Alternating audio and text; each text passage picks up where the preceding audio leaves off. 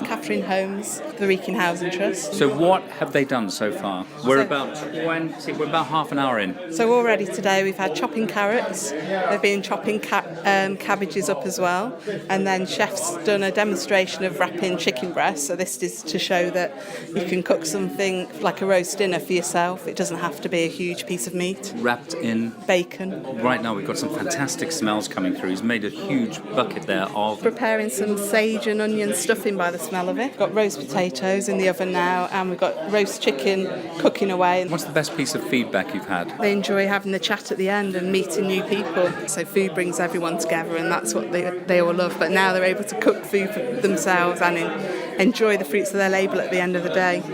Listen to the atmosphere compared with when we first started. It's really buzzing in here.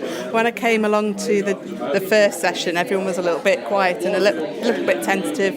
No one had met many of the people before, and there were sort of introductions, but now people are actually forming friendships, which is fantastic. Tony Griffin, age 79. 13 months ago, I lost my wife suddenly, and she used to do all the cooking. She loved cooking. The only time I was allowed in the kitchen was when there was washing up to be done. I heard Eric and Claire, I heard them saying there is a thing starting locally in Dawley, men in kitchens, teaching men how to use the kitchen, how to cook. I thought, yes, that's what I want. What could you actually cook at that point? Egg on toast or beans on toast. I think the whole heart of cooking is to get everything to come together at the same time. But even now, say I'm doing potatoes and meat, I've got to make sure I put the meat in before the potatoes, because the potatoes will cook sooner than the meat. But I bet you if I came to you now, just 18 months down the road, and said, make me a nice egg on toast, nice and runny, just how I like it. I would have a go, and I would probably succeed, but I wouldn't guarantee it. So how many weeks have you done? I think this is my 5th or 6th week. And your top meal at the moment, what are you proud of? What's giving you the most satisfaction? Frittata. It's like an omelette, like a thick omelette, almost like a Yorkshire pudding mix.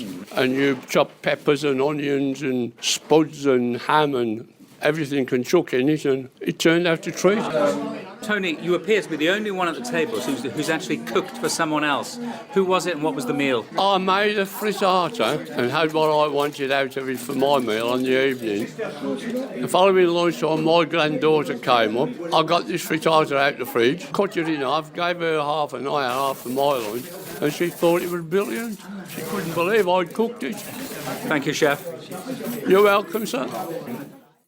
My name's Malcolm Seaby. Jeff Clay. So Malcolm, how old were you? I'm 68. 68. And I'm 81. My wife died a year ago.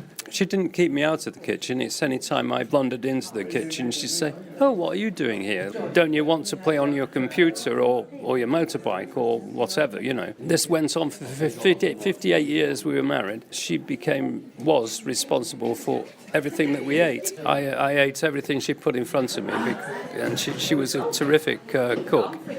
But I didn't know how good she was until I tried coming here and getting to grips with the techniques of cooking. And it's been a revelation, an absolute revelation. The thing is, I have too few people in my life to talk to. So for 2 hours, I'm part of a group. I belong to a group. And that is terrific. Potatoes are being placed in front of you at the moment. What are we making today? Roast chicken dinner. And how much of a challenge is that going to be for you? Not too much. It's got 3 half spuds in it and some broccoli, some streaky bacon, and the chicken. Has this led to you being interested in, like, you know, your TV celebrity chefs and master chefs? No, what I have discovered on television is a thing called The Clever Chef, and it, for 80 quid, cooks your food for you. It braises and stews and so on. I made pancakes last week. Shrove Tuesday. The pancakes, yeah. You were tossing pancakes as well? Best laugh I had for a long time. I'm John, the chef showing how to cook. I'm just going to show you the chicken, because we're doing a roast dinner, and instead of cooking a whole chicken, we're using chicken breasts, especially if like you're cooking it for yourself. You don't have to cook a whole chicken.